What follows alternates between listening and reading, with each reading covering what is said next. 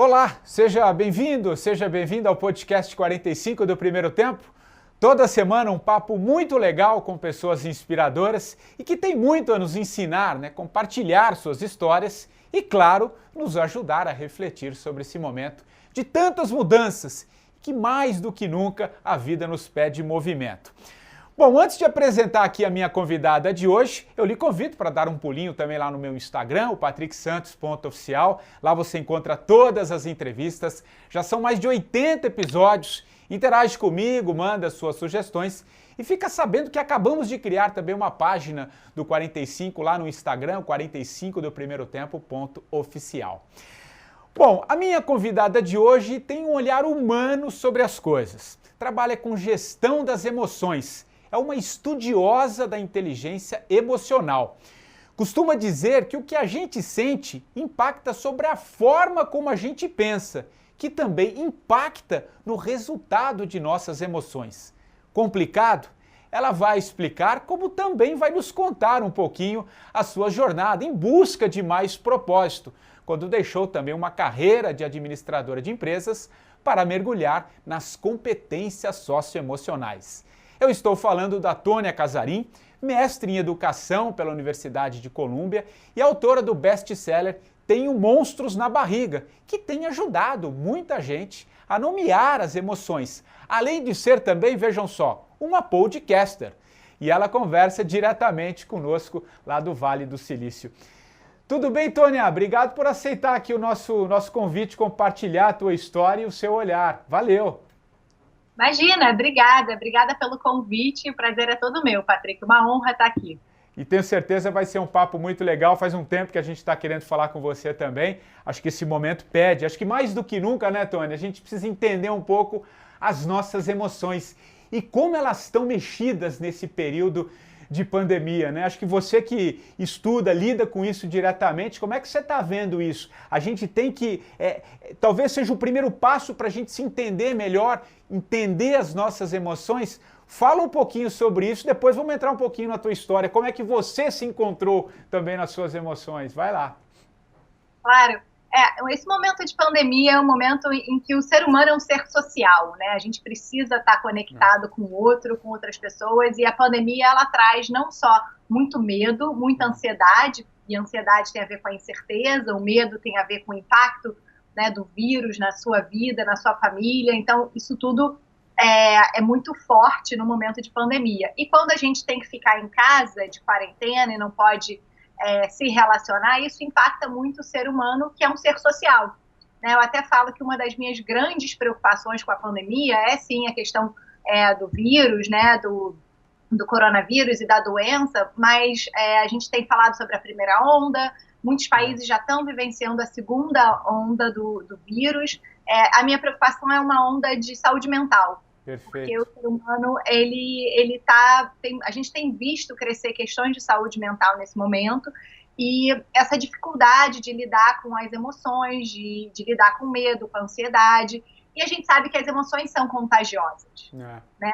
Não é só o vírus que contagia, mas as emoções são contagiosas, então a emoção do outro também impacta. Então, se você está dentro de uma casa com a sua família e tem algum membro da família que está ansioso ou que está com medo, e essas emoções elas vão se espalhando dentro de casa. E não só as emoções dentro da sua casa, mas o coletivo, né? Existe um coletivo de ansiedade, um coletivo de medo, um coletivo de incerteza.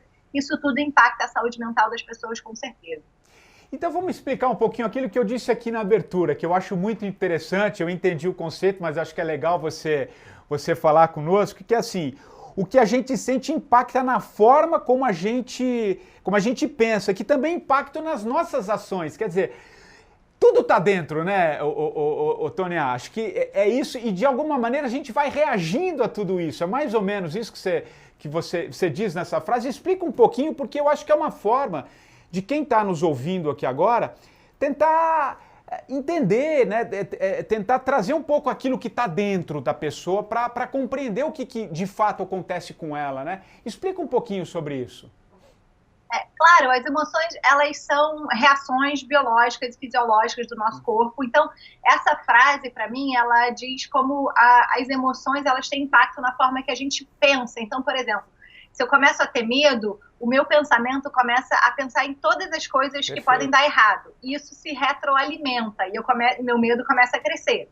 Porque eu começo a pensar só no que dá errado, e eu começo a crescer. Então, se você não tem consciência do que você está sentindo e o que você está pensando, né, você não consegue romper esse ciclo. Né? Então, isso impacta a nossa ação. Então, quem está com medo, quem sente medo, toma ações e se comporta de um jeito diferente de quem não está com medo. Né? Isso tem impacto no resultado, né, da sua vida, seja no trabalho, seja em casa, nas suas relações. Então, por exemplo, eu gosto de dar o exemplo, uma vez eu fui entrevistada num programa de TV, e aí perguntaram assim, me conta um momento em que faltou inteligência emocional. E a pessoa, o meu chefe falava comigo e botava o dedo assim na minha cara e eu não gostava. A pessoa, e aí, o que aconteceu? E aí a próxima vez que ele foi falar comigo, botou o dedo na minha cara, eu fui lá e quebrei o dedo dele. Eu falei, meu Deus, né? Esse é um belo exemplo em que falta inteligência emocional. Mas a pessoa sentiu raiva do chefe, né? Então ela pode pensar, meu chefe não me respeita, quebrar o dedo dele e ser demitida. Então o que eu sinto impacta o que eu penso, impacta no meu comportamento e o resultado é ser demitido. Por outro lado, eu continuo sentindo raiva, mas ao invés de pensar que meu chefe não respeita, eu posso pensar, putz, ele não sabe falar de outro jeito. Perfeito. E aí, em vez de falar com o meu chefe perto, eu posso falar com ele no telefone, ou só por e-mail, ou sei lá, né? Cada um vai ter as suas estratégias, e não vou ser demitido. Então, acho que esse ciclo mostra para as pessoas como as emoções impactam a vida delas, e que muitas vezes as pessoas não têm essa consciência. Por isso que eu falo sobre isso. E ter essa consciência, de alguma maneira, tira um pouco esse peso sobre isso, é uma compreensão que você vai investigar, quer dizer, detectei aqui que eu tenho medo, eu tô com medo, então você traz essa emoção para você, né? É como se você acolhesse isso, né? E a partir dessa maneira é o jeito que você vai reagir. Reagir não, né? Porque acho que a ideia não é reagir, eu acho que é entender e a partir daí você se questiona um pouco sobre isso? Como é que é a partir desse momento que eu detecto? Acho que é legal a gente explicar um pouquinho isso. Um dos grandes desafios é detectar. Tá. Né? Muita gente já não tem alívio, vocabulário, né? Emocional. Já é um primeiro sinal, né? Importante é detectar isso. Isso. Um dos primeiros passos para desenvolver a inteligência emocional é saber dar nome às emoções. E não é à toa que eu escrevi o livro Tenho Monstros na Barriga, que ajuda as crianças a dar nome às emoções. Eu brinco que é um livro para crianças de todas as idades. Porque nós, adultos, somos péssimos exemplos. A gente também não sabe dar nome às emoções, né? Então, e eu confesso que foi um livro um pouco egoísta nesse sentido, porque eu, quando eu estava meus 20 e poucos anos, eu não sabia dizer o que eu estava sentindo. Eu dizia que eu me sentia bem, mal ou esquisita. Nada disso é emoção. Né? Então, meu vocabulário emocional estava limitado. Então, como é que você vai desenvolver inteligência emocional se você não sabe o que você está sentindo? Então, o livro tem Monstros na Barriga, e depois eu tenho mais Monstros na Barriga, e agora eu vou lançar o ABC dos Monstros. Tem esse objetivo de vir criando esse vocabulário emocional. Se você não sabe o que você sente, como é que você expressa isso? Você não vai saber dizer. Né? E dar nome às emoções é o primeiro passo para você, já é uma estratégia de regular as emoções. Quando você diz para você mesmo ou para outra pessoa, estou com raiva, a própria intensidade da emoção ela já reduz. Você consegue ter consciência. E aí, assim, o que você pensa quando você dá o nome à emoção? Você acolhe, tudo bem. Você sentir raiva, tudo bem sentir medo, tudo bem ficar triste. É humano. Então, tudo bem. Acolhe isso. E pensa, o que eu vou fazer com isso? Isso é um dado do seu corpo. Seu corpo está te informando que aquela situação te deixa triste, que aquela situação te deixa com raiva. Né? Então, será que eu estou alimentando essa emoção e ela está escalando? Ou não? O que eu faço com isso? Será que eu informo para outra pessoa que eu estou com raiva? Então, aí vem todo um processo do que você faz com aquela informação, com aquele dado. Interessante. E te ouvindo assim, me veio um pouco aquilo da gente também entender, né, Tônia? Que a gente não tem controle sobre muitas coisas que nos acontecem. A gente está falando um pouco de pandemia, né? A gente não tem controle sobre muitas coisas que nos acontecem. Mas a gente tem controle, e aí acho que vai de encontro do que você acabou de dizer, sobre os nossos atos, né? Como que a gente reage diante das coisas que acontecem, né? E acho que isso de alguma maneira, e eu tenho falado muito aqui também com os entrevistados, se a gente entende que a gente não tem esse controle sobre tudo, é uma maneira poxa, peraí, né? Eu estou enfrentando dificuldade? Estou sim enfrentando dificuldade, mas a Tônia também, o fulano, o Beltrano, quer dizer, todo mundo de alguma maneira vai enfrentando, porque a gente não tem controle sobre essas coisas. E eu acho que isso traz uma paz, por mais que a situação nos imponha novos desafios. E como esse momento está impondo novos desafios. Mas acho que também é uma forma, né, da gente acolher também, né? O que você acha? A gente consegue controlar a forma que a gente reage, né, à situação, né? A gente não controla todas as situações.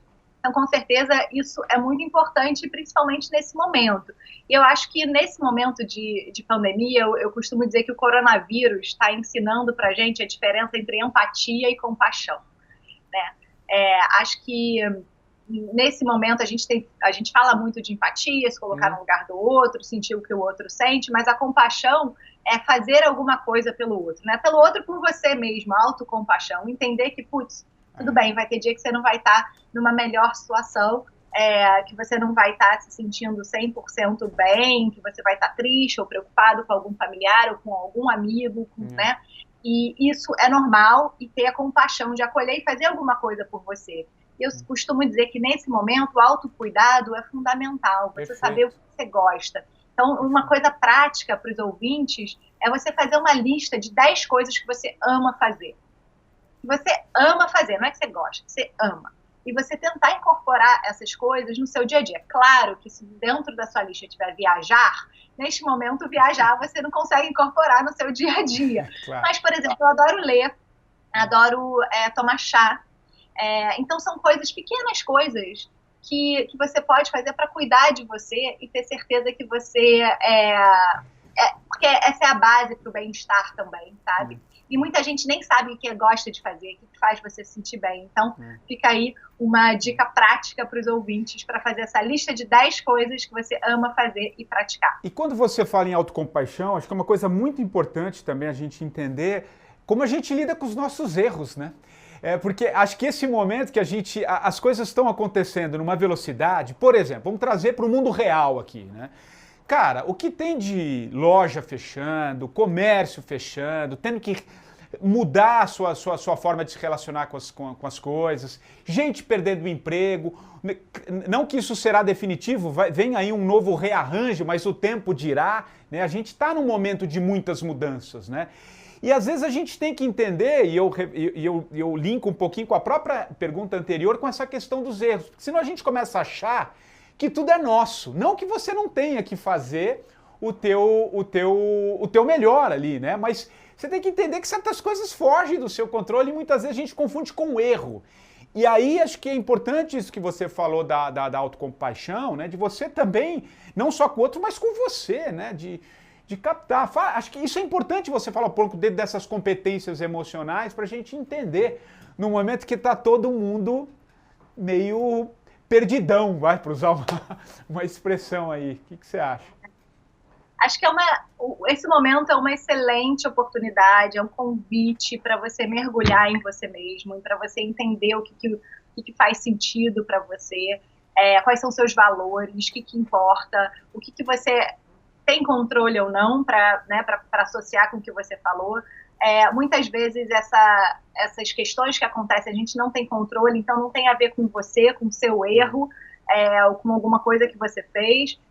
Então acho que é um convite, a pandemia é um convite para a gente começar a olhar para dentro, olhar para o nosso lado humano, fazer uma reflexão, entender quais são os meus valores, o que eu gosto de fazer. Talvez seja uma oportunidade para você mudar de carreira, talvez seja uma oportunidade para você rever o que você realmente gosta, o que você realmente importa.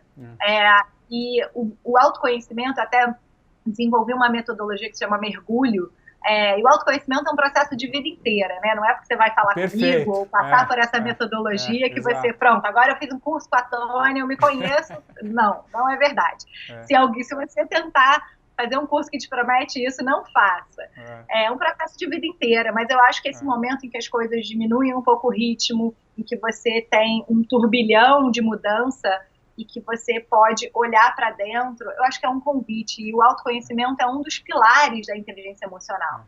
Porque acho que se você sabe o que você gosta, isso tem o que você faz, quais são os seus valores, você consegue colocar na sua vida, praticar seus valores, isso com certeza te traz uma sensação maior de bem-estar e felicidade, né? Independente do momento. Então, acho que a pandemia traz esse convite, e esse convite é um convite mundial, o que eu acho muito, muito bonito, assim, acho que é um convite para todo mundo repensar e refletir no que quer da sua própria vida. E muita gente está se questionando de fato, né? Eu acho que é por isso. Todo mundo saiu daquela zona de conforto. Todo mundo sabia que não estava bem, né? Muita gente, não estou legal, e aí veio uma pandemia que nos força, né? Ou pelo menos nos dá um caminho, você precisa mudar um pouco o teu jeito. Aí cai numa outra questão que você falou também aqui nesse papo, que é o medo, né? O medo domina, né, muitas coisas, e eu costumo... Eu também tive que lidar com o medo na minha área. Eu quero também saber um pouquinho da tua história já, né, que eu falei até na abertura aqui, mas porque eu costumo dizer que o medo a coragem não é a ausência de medo também, né? Você tem medo, né? Eu também fiz uma mudança na minha vida que o medo estava muito presente, mas você tem que fazer o movimento de qualquer maneira, de qualquer forma. Quer dizer, você não é obrigado a fazer nada, mas se você não faz, aquilo vai ficar ali dentro, se você não colocar para fora, né? Como é que a gente lida um pouquinho com essa questão do medo, Tônia? Acho que era legal você falar como é que isso opera dentro da gente, como é que a gente pode buscar um caminho. O medo é uma emoção que é super importante, né?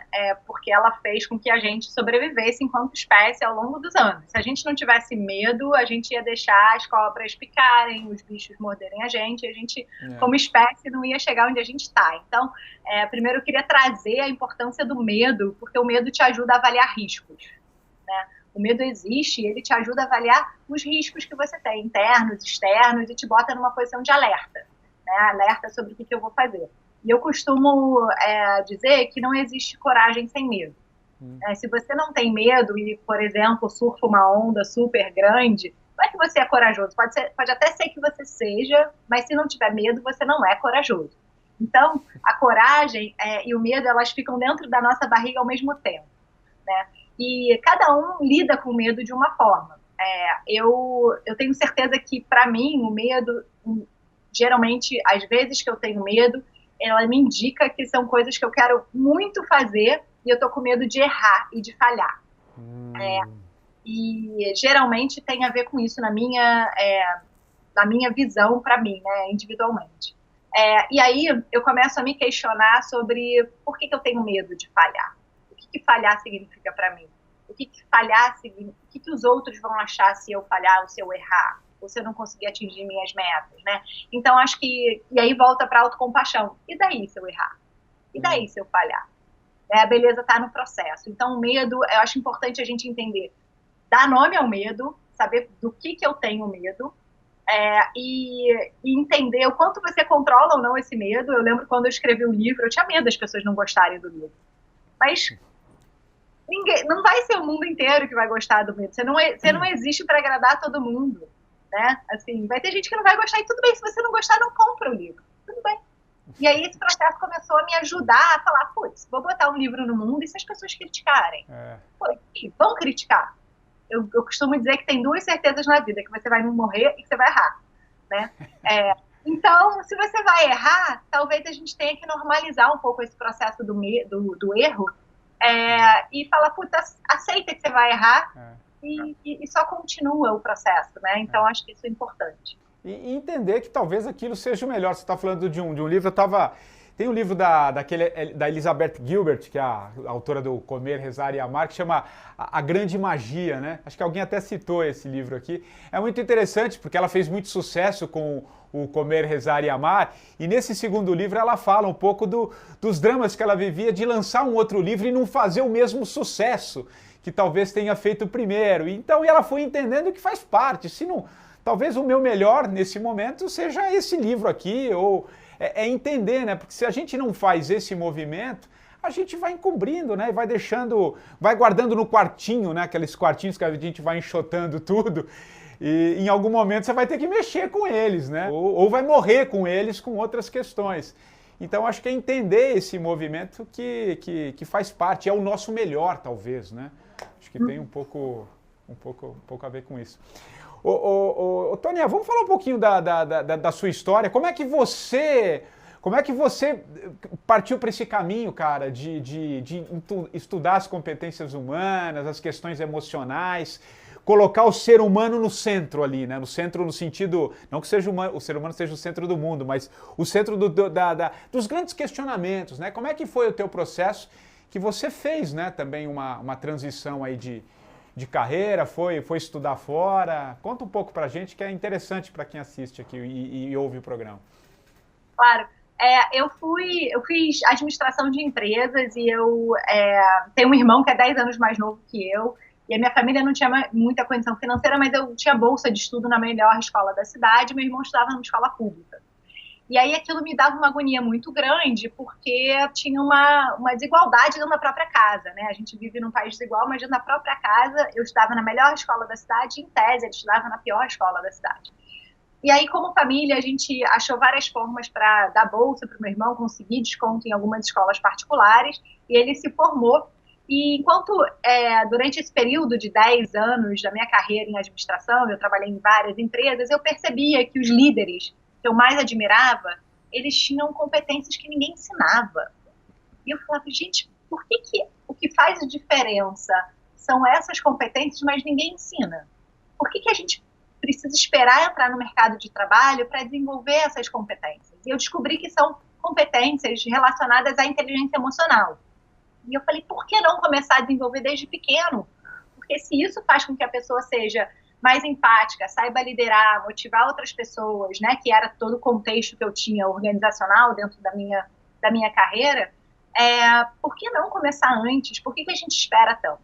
E aí eu apliquei para algumas universidades, né, fora do Brasil, e acabei fazendo mestrado na Universidade de Colômbia, com bolsa da Fundação Lehman, e justamente com esse objetivo, né? Se a gente não vai conseguir... Eu ajudei uma criança, que foi meu irmão, e todas as outras. Eu não acredito, né, infelizmente, que o nosso sistema educacional vai mudar de uma hora para outra. Hoje eu sei que tem muitas escolas públicas muito boas e melhores do que escolas privadas, mas na minha visão, com 14 anos, não era essa. E eu falei, e se nada mudar, o que a gente precisa fazer para que essas crianças ainda tenham capacidade de atingir um lugar melhor que elas estejam? E aí veio o estudo da inteligência emocional, muito conectado com essa história das lideranças e tudo, mas também com as competências socioemocionais como uma forma de você equipar, de certa forma, ou desenvolver essas competências nas crianças para que, mesmo que o contexto não seja perfeito, elas consigam ter sucesso ou alcançar os objetivos delas. Então veio comigo essa agonia do meu irmão e assim, caramba, e todas as outras crianças. Isso foi um processo muito interessante, né, porque eu não tinha tanta clareza, assim, então se você está passando por esse processo de questionamento, acredite no processo, e você não vai precisar ter tanta clareza, você não vai ter, provavelmente você não vai ter tanta clareza, assim, é um processo difícil, né, hoje em dia quando eu conto, as coisas fazem sentido, mas eu estou contando uma história passada, né, então é fácil contar e conectar os pontos passados. Mas acho que esse processo de autoconhecimento, de você entender o que é importante para você, seus valores, momentos importantes na sua vida, ajudam a você conectar com o que você quer fazer para frente. Então, esse foi um pouquinho da minha história. E eu, hoje em dia, trabalho com desenvolvimento de competências socioemocionais, inteligência emocional para liderança, dando palestra, consultoria e projetos em grandes empresas e até coaching para altos executivos, e também com sistemas infantis, né? Então, seja escola, seja empresas de mídia. Então, acho que isso faz muita diferença. E eu lembro que acho que foi numa entrevista, alguma coisa que eu li sobre você, como administradora, você talvez não fosse a sua paixão inicial, né? Você talvez foi ali um processo de sobrevivência, enfim, digamos assim, preciso ganhar alguma grana e eu vou seguir esse caminho. Mas aí o tempo foi passando, você foi sentindo que talvez não fosse aquilo mesmo, né? Acho que isso é muito comum, né? Acho que quem nos ouve aqui, de alguma maneira, a pessoa faz alguma coisa que não faz sentido e tem ali uma paixão, ou aquela palavra que é a palavra da moda, que é o propósito, que também a gente precisa entender um pouco mais essa questão, mas enfim, isso é absolutamente normal, né, Tônia? A gente, às vezes, durante um determinado momento da tua vida, você leva ela ali, vai levando de alguma maneira, mas em algum momento a vida te pede essa mudança, né? Ela começa a te cutucar, né? Para você foi assim também, né? Para mim foi assim também. Eu gostava de administração, eu gostava de trabalhar nas empresas que eu trabalhei, mas tinha alguma coisa dentro de mim que me pedia para falar, caramba, você tá, né, eu trabalhei numa empresa de telefonia, eu falei, caramba, agora eu estou vendendo celular para quem já tem celular, isso não faz sentido. Né? Então eu começava a me questionar, e eu acho que é um processo inicial, né, dessa busca do propósito. Só que eu acho que o propósito, Patrick, a gente não busca, a gente cria. Então, uma coisa que para mim é muito importante, porque as pessoas acham que, qual é o seu propósito, vai cair do céu, né, esse propósito. A gente cria o nosso propósito. A gente é criador nesse mundo. A gente tem o que no inglês se chama agency, né? A gente tem realmente a nossa capacidade de criar e fazer acontecer. Então, qual é o seu propósito? Não é uma pergunta que vai cair no seu colo, mas você cria esse propósito. Você começa a fazer um processo de autoconhecimento para criar o que faz sentido para você. E ninguém vai dizer que está certo ou que está errado, é seu. Você pode mudar de propósito também, você pode ter diferentes propósitos, né, em diferentes fases da vida. Acho que isso é também importante deixar claro para a audiência, porque acho que tem você falou da moda, do propósito, e existe uma coisa, né, de assim, o propósito cai no seu colo, e eu não acredito nisso. Eu vi uma frase do nosso último entrevistado, o Marcelo Cardoso, da XI, ele disse uma frase que eu achei muito interessante, que ele fala o seguinte, encontrar o propósito não é garantia de sucesso, mas sim de um sentido de integridade. Eu acho que tem uma verdade nisso, porque às vezes é aquilo, né? O propósito é você estar conectado com alguma coisa que faça muito sentido para você, que talvez você não tenha detectado ao longo da tua vida, mas que te torna íntegro, verdadeiro, que eu acho que esse movimento que o mundo se descortina a partir de tudo isso que a gente está vivendo, tem isso também, né? De ser verdadeiro no que faz, de acreditar no que faz, né? O que você faz tem que fazer sentido, as empresas precisam entender isso, senão não engaja, não conecta, cai numa outra questão que você fala muito também, que é segurança psicológica, né? Acho que tem um pouco, tem que ser muito verdadeiro no que faz. Se você não está integrado, conectado, vai ficar faltando, e tem recortes dentro de si, né, Tônia? Fala um pouquinho sobre isso também. Com certeza, eu acho que a questão do propósito, ela tem a ver com integridade tem a ver com o que você quer, o que você acredita, quais são os seus valores, e você viver os seus valores, né? E eu acho que esse é um ponto que conecta de novo com o autoconhecimento. Se você não sabe quais são os seus valores, se você não sabe o que importa para você, o que tem significado para você, é muito difícil você criar o seu propósito. Eu costumo, nos meus processos de coaching e autoconhecimento, na metodologia que eu criei, eu costumo até perguntar por que você tem muita raiva da sociedade, o que te deixa pé da vida. Porque geralmente isso te conecta com a raiva. Ela é uma emoção que tem muita energia. Ela é muita energia para você lutar, né?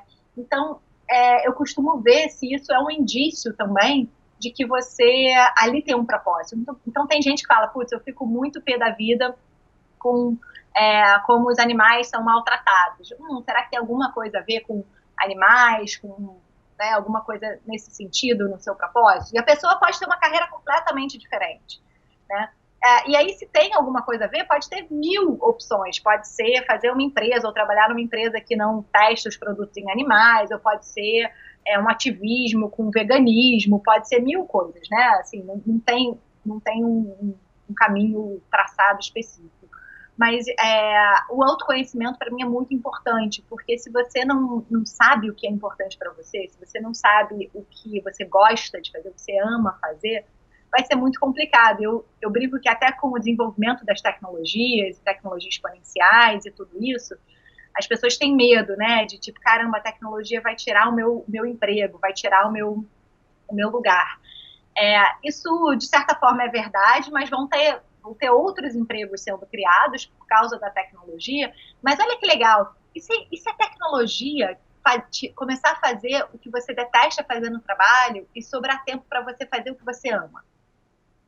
E se você não sabe o que você ama, você vai fazer o quê? Né? Então, acho que é uma pergunta que eu acho super relevante, esse processo de autoconhecimento e o tempo todo você se perguntar o que faz sentido para mim, quais são os meus valores, e entender qual é o meu objetivo, o que eu quero alcançar, o que é importante para mim, e criar esse propósito, e testar, porque você só vai saber se aquilo realmente te dá uma sensação de felicidade e de realização se você fizer. Né? Não adianta você criar esse propósito e não executar. Né?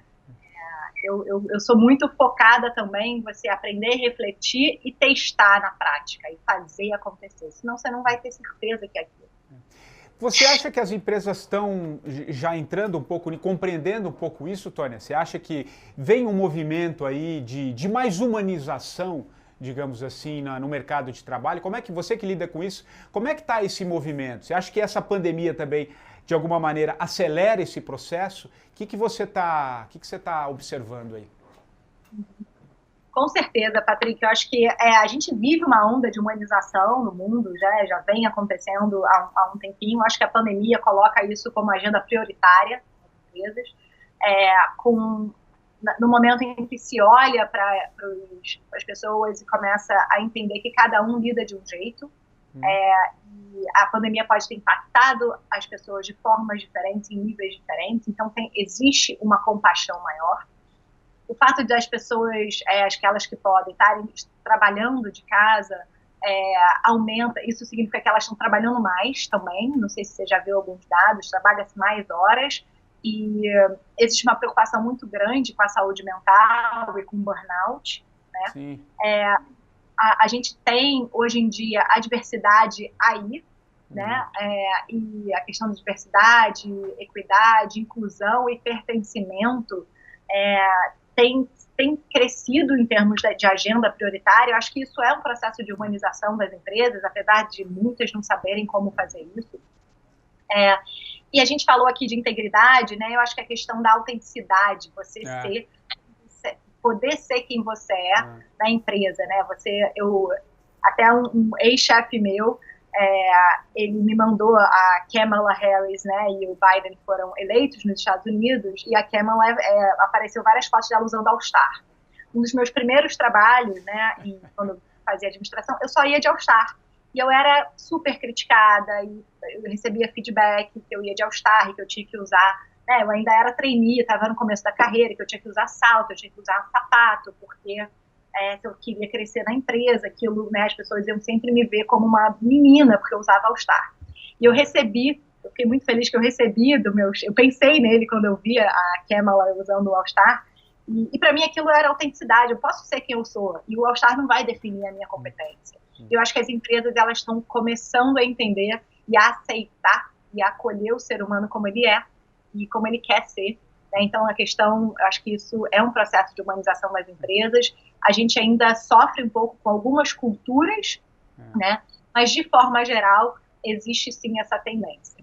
E essa humanização, você ser quem você é, a empresa reverbera em conteúdo, em práticas boas, né? Porque até como na ponta ali do negócio, com certeza, né? Porque se a pessoa está inteira, está vivendo aquilo que faz, não tem como a empresa não colher de alguma maneira. Agora, só a gente está caminhando aqui para o fim do nosso papo, mas só uma questão que você falou um pouquinho de diversidade, Tônia.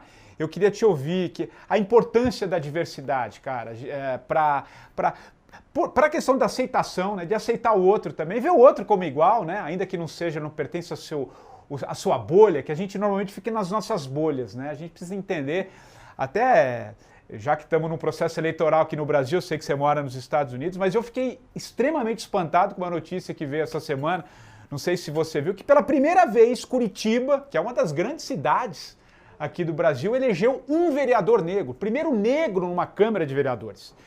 Eu falei, meu Deus do céu, então a gente tem um longo caminho. Claro que é positivo porque surgiu primeiro, mas ainda me vem um longo caminho porque é muito pouco, né?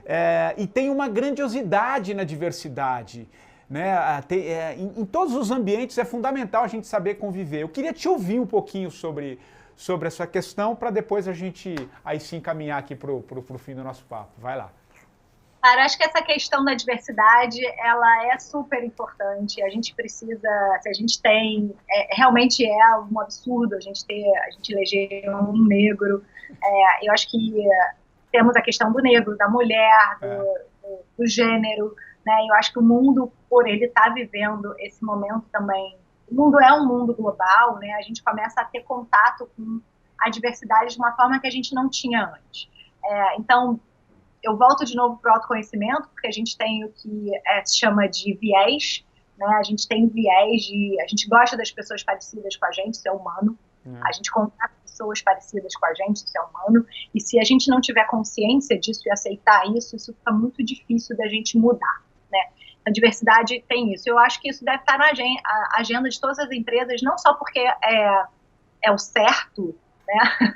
Mas também porque traz diversidade de pensamento, de perspectiva, traz inovação, traz resultados melhores para negócio. Então, isso já está claro em vários artigos acadêmicos, várias pesquisas mundiais das grandes universidades. Então, assim, isso não é mais uma questão de ter que provar, né? Acho que já está provado. A dificuldade das empresas agora está em implementar isso, né? E ser real.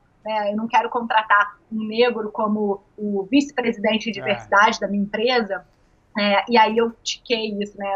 Eu já fiz essa parte, eu não preciso contratar mais negro.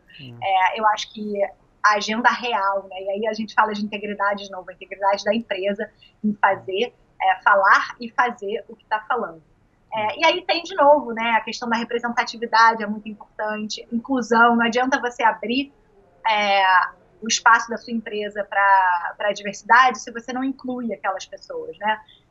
Se você não pergunta para elas o que elas acham, se elas não se sentem incluídas, se elas não se sentem pertencendo àquele lugar. Porque muitas vezes, imagina esse negro na Câmara dos Vereadores, ele precisa sentir que ele pertence ali.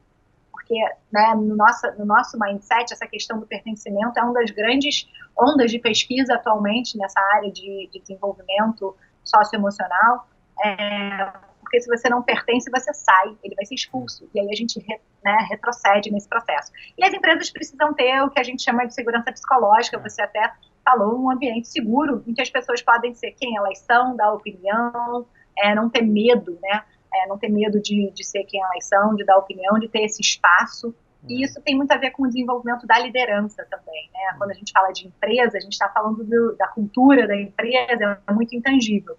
Mas eu coloco muito a responsabilidade nas lideranças, que são as pessoas que fazem acontecer. E se você não é líder de um cargo na empresa, você também pode fazer acontecer, você também pode falar, você também pode falar, pô, eu quero ouvir a opinião do Patrick, o Patrick ainda não falou nessa reunião o que ele acha. E incluir as pessoas, trazer elas para perto, para que elas possam sentir que elas pertencem. E de falar dos seus problemas, se você não está legal num dia, você poder compartilhar para que as pessoas possam entender que talvez você não esteja no seu melhor momento. Eu acho que essa troca, essa verdade, acho que tem reverbera, tem muito efeito para as empresas. Ô, Tony, a gente está caminhando aí para o fim do nosso papo e é uma marca aqui do programa, né, que o convidado da semana indique um livro, né? Eu sei que você tem o teu livro, você pode indicar o teu livro, falar um pouquinho dele e mais um, aí eu te permito que você indique 2 livros.